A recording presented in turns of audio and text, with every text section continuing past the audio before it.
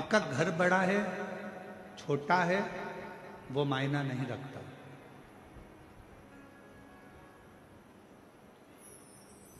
आप बहुत बड़े बंगले में रहते हो वो मायना नहीं रखता।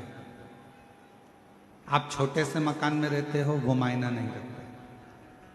आपका घर बड़ा है या आपका घर छोटा है वो मायना नहीं रखता। शिव महापुराण की कथा कहती है मायना वो रखता है कि आपके घर में रहने वालों का व्यवहार कैसे। आपके घर में जो रह रहे हैं, आपके घर में जो निवास कर रहे हैं, आपके घर में जो रह रहा है उसका व्यवहार कैसे। मालूम पड़े बंगला तो बहुत बड़ा है, घर बहुत बड़ा है और व्यवहार जो घर में रह रहे हैं 4 लोग 5 लोग 10 लोग घर के रहने वाले हैं उनका व्यवहार ही अच्छा नहीं है तो घर का बंगला किस काम का।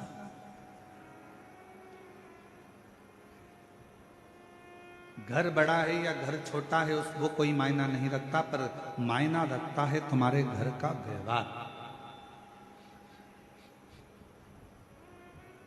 तुम्हारे घर का व्यवहार कैसा है, तुम्हारे घर में रहने वालों व्यक्तियों का व्यवहार कैसा है। मालूम पड़े एक बहू उधर मुंह खुला कर रही है, एक बेटा उधर रह रहा है, एक बेटी उधर रह रही है, घर में थोड़े से रिश्तेदार आए, मालूम पड़ा ननन भाभी से ना बोले, भाभी ननन से ना बोले, ननन नंदोई से ना बोले और पत्नी पति से ना बोले। सारे रिश्तेदार आते जरूर हैं पर मालूम पड़े आपस में व्यवहार ही ठीक ना हो तो बड़े बंगले का करोगे क्या।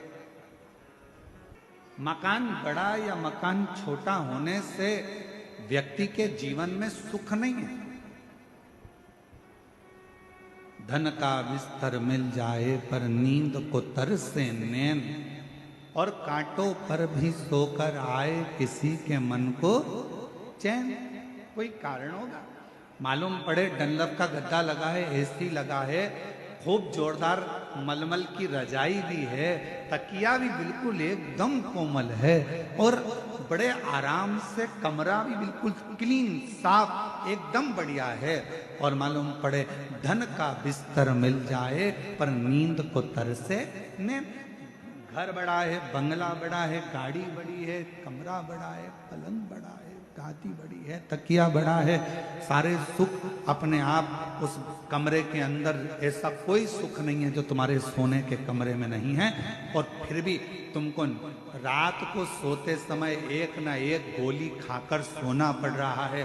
कभी घुटना दुख रहा, कभी कमर दुख रही, कभी कंधा दुख रहा, कभी सिर दुख रहा, कभी कोनी दुख रही, कभी पंजा दुख रहा। 24 घंटे में रात्रि के समय पर यदि चैन की नींद नहीं आ रही है तो समझ लेना कि धन तो बढ़ गया पर मन की शांति नहीं बढ़ पाई है। वो मन की शांति को बढ़ाने का एक स्थान ढूंढ, मन की शांति को बढ़ाने का एक केंद्र बिंदु ढूंढ। क्या देती है शिव महापुराण की कथा, क्या प्रदान करती है शिव महापुराण की कथा। शिव महापुराण की कथा देती है पक्का विश्वास, पक्की दृढ़ता। घर अच्छा हो और माहौल अच्छा नहीं हो ना तो उस घर में रहने का मन नहीं करता। और माहौल अगर अच्छा है और घर अच्छा भी नहीं है तो किराए के मकान में भी महल नजर आता है। अगर माहौल अच्छा,